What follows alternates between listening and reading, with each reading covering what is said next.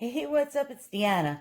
So I just wanted to show you this. Yeah, lately I've been having an obsession with old, beautiful Victorian perfume bottles or scent bottles. They called them so many things. They called them scent bottles, perfume bottles, snuff bottles. It's like if you're not an expert on collecting these old things, sometimes you don't even know what the heck it is. So sometimes they would put smelling salts inside these old little glass bottles, and as you can see, it's very, very small. It's teeny tiny. And smelling salts were, it was like a salt mixed with some kind of ammonia. So like it looked like little sand particles, and they would put it inside these old bottles because ladies back in the Victorian era had to wear corsets. Corsets were awful. I don't know how these women survived. So it was like being in a straitjacket because the problem was they were slaves to fashion.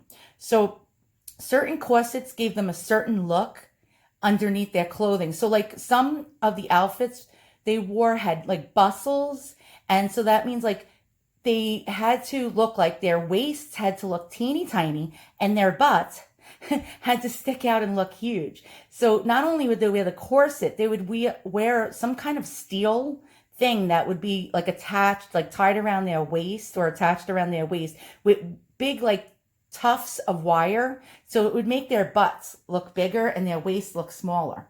And then during other eras, they just wore the corsets with loads and loads of undergarments underneath, crinolines, you name it. I think the etiquette of the day was 6 pieces of undergarments. So can you imagine in the summer how hot and like uncomfortable these women must have been? Like, on a 90-degree weather, like if it's 90 degrees out, right? We could put shorts on, we can wear a tank top.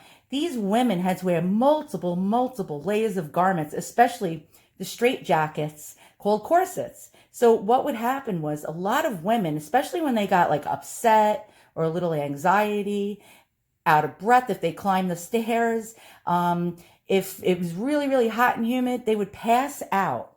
They even had fainting couches. And so the ladies would fall faint and they would lay down on one of these little fainting couches or maybe land on the floor. And they always had to have, this was like their secret potion, these little bottles. And so they would flip the top up and they would, or somebody else would place the bottle under their nostrils and they would smell that nasty ammonia mixed with the salt, and it would make them actually reawaken, I guess you could say, or come back to life. And also another thing was that during the Victorian times, they didn't have running water. A lot of them, they got their water from wells, or they pumped their water into buckets and brought it into the house. So they could not easily bathe, especially in the winter. Imagine it being 20 degrees out. You want to take a bath and all you have is cold water. And so what they would do is pour bucket after bucket after bucket of water into a tub. And before they did that, they had to actually boil all the water and try to like make it warm and hot enough for them to take a bath, which was a pain in the ass. So you can only imagine these people didn't bathe very often. So what would they need? They needed one of these. So they can, like all the time, they can sit there dabbing perfume on them so they didn't stink like cow manure mixed with body odor and oniony under armpit smell.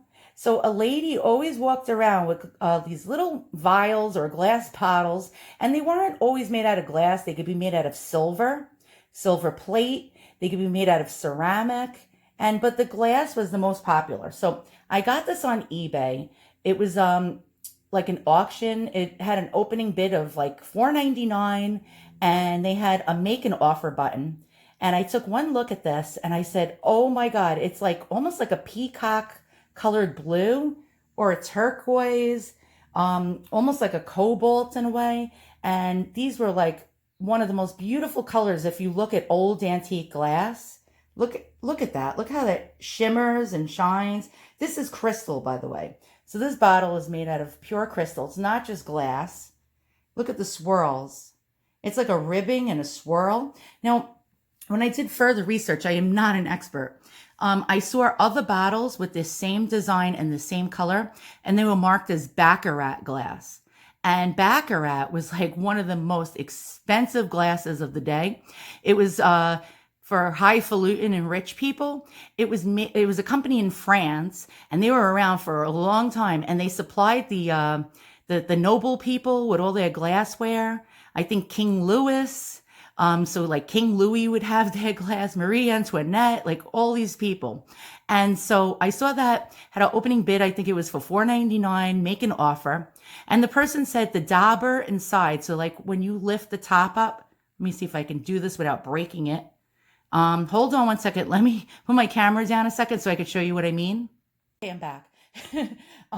So the person in the listing said the dauber, and a dauber is like something that is inside the perfume bottle that you can pull out, and it's like a long straw, and you can like dab perfume onto your wrists or behind your ears. They said that the dauber was broken, and they really didn't know much about perfume bottles. Now this little, you see that? This is actually a stopper. So they thought that it was supposed to be like a long straw that went down to the bottom of the glass bottle, but no, this is actually not broken, and this is supposed to be a short little cork made out of glass. So I was like, oh my God, these bottles aren't cheap. I see them selling anywhere between $80 to all the way up to about $250. It depends on the color and the cut of the glass. And I made an offer. I said, look, I'm pretty broke. Let's see if the person will take $10. And before I offered $10, I checked to see all the other things they sold and what they sold for. And they sold things in the $10, $15, the highest they sold things for was like $20 range. So I said, ooh, maybe they'll take $10. And sure enough, I got a notice saying, pay up now. And I was like, oh my God, I can't believe this person, except now I wasn't trying to cheat them because, hey, look, if you're happy to get $10 for something, good for you. And it was good for me. And so I got this beautiful, beautiful perfume bottle that on minimum, I would have probably paid anywhere between like $60 to $125 on eBay. Now, eBay things sell for much cheaper than if you were going to buy it in a boutique or an antique shop or on like places like rubylane.com.